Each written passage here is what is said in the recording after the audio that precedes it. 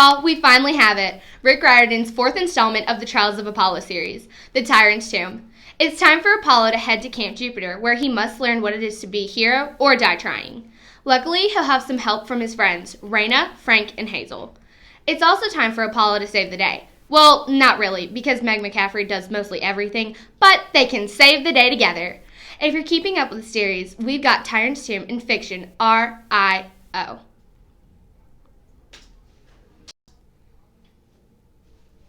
Hi, my name is Wimpy, and I have a page-turning book to show you guys. It's called The Twyning by Terrence Blacker. It's about a boy named Peter, whose nickname is Dog Boy, and a rat named Efren. Efren lives in the sewers, and Peter lives with a scientist named Dr. Ross Gibbon. One day, Efren discovered Dr. Ross Gibbon's plan to destroy the rat kingdom. As war wages between the human and rat worlds, Dog Boy must decide where his loyalties really lie. Will Efren and the Rat Kingdom be able to stop the Doctor's evil plan? Will Peter be able to pick a side before it's all over? I really like this book because it's a story of courage, sacrifice, and survival. If you want to read more about Efren and Peter, you can find The Twyning in Fiction BLA. Hello Book Bunch fans, are you interested in how people lived 5,000 years ago?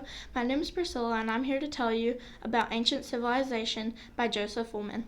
It's about the early people who changed the world by inventing, testing, and implementing new ideas to advance as a civilization. You can discover the amazing treasures of the Egyptian pharaohs, see the earliest alphabets, and find out what caused the downfall of the ancient empires. I love this book because it talked about the early world and how we learned to adapt to the world. If you love history, this is definitely a book for you. You can find Ancient Civilizations in Nonfiction's 930 FUL.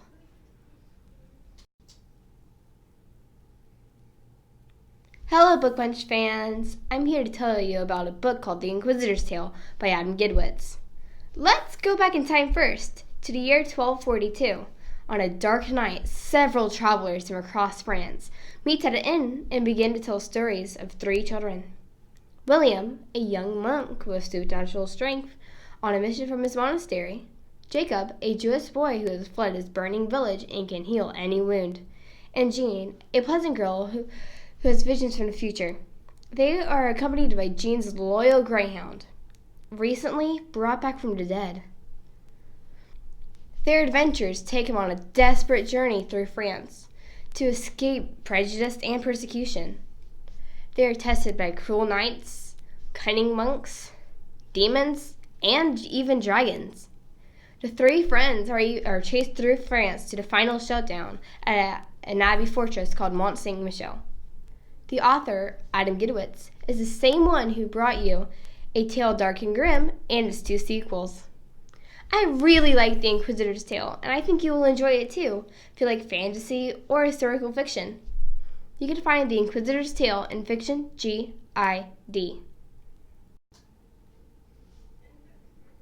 Hey Giddy's Book Bunch fans! My name is Winry, and I'm here to tell you about a new Alan Gratz book called Refugee.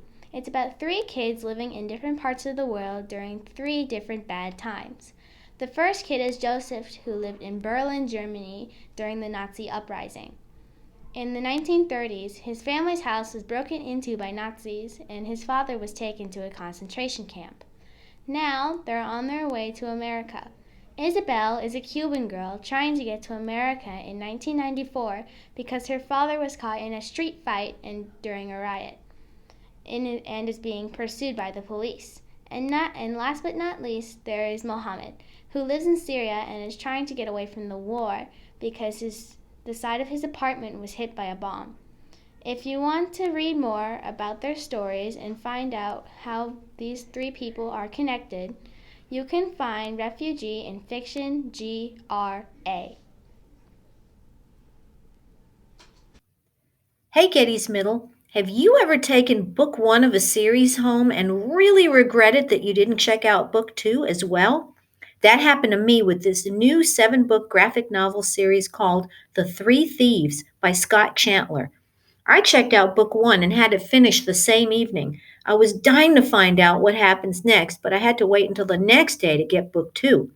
You can be sure I took the books home 2 at a time after that. The Three Thieves is a very exciting fantasy adventure that feels like it's set back in the medieval period. There are 3 main characters. Dessa Red is a 14-year-old orphan who works as an acrobat in a traveling circus. She's been searching for her long-lost twin brother for many years. Topper is the circus juggler, and he wants to be known as the world's greatest thief. He plans to prove this by robbing the royal treasury. The third main character is Fisk, the circus strongman. He and Dessa are recruited by Topper to help him with the big robbery, and all 3 begin a series of adventures that will take them across the world in search of Dessa's missing brother. This is definitely one of my favorite graphic novel series ever because the story, the characters, the setting, and the artwork are all so good. You can find the Three Thieves series in the graphic collection CHA, and you absolutely, positively have to read this series in order or the story will be totally messed up for you. Hey Book Bunch fans, I'm here to tell you about 3 new Geronimo Stilton books. Geronimo Stilton and Mystery of the Pirate Ship, All for Stilton, Stilton for All, and First to the Last Place on Earth. In each of these books, Geronimo Stilton embarks on a dangerous quest, but he's never alone. He always has help from his amazing friends as he battles pirate cats and other foes in a never-ending quest to save the future by traveling to the past. I enjoy these books because they're full of adventure and humor, and you might even learn something interesting along the way. If you want to read Geronimo Stilton books, you can find them in our graphic novel section in STI.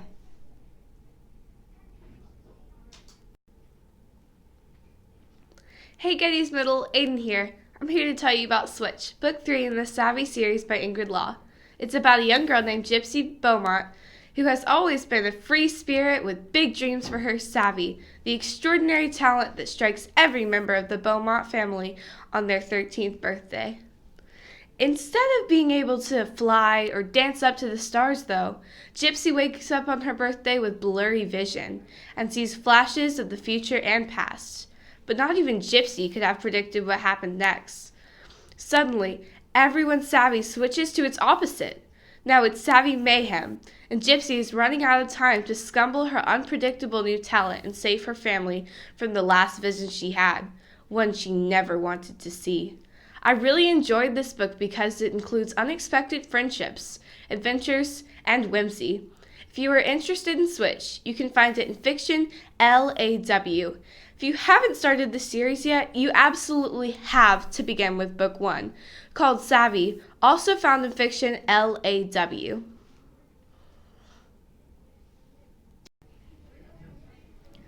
Hello! Did you know that the Navy uses animals like seals and dolphins to perform special missions? My name is Thomas, and today I will be showing you Tides of War, Honor Bound by Alexander London, a notorious Somalian pirate who goes by the name of Surfer Boy, sails the Arabian Sea, leading deadly thieves and mercenaries to crime. But they go too far when they capture hostages on an American cargo ship. For now, they have to deal with a special force of Navy SEALs, U.S. Marines, and a talented sea lion named Sly. Sly's handler is a young sailor named Felix, and together they have to complete a deadly mission, attach a tracking device to the pirates' boat so the U.S. strike force can find them. This mission doesn't go very well, and Felix and Sly are the only ones who can fix it. You can find out what happens in Tides of War, Honor Bound in Fiction LON.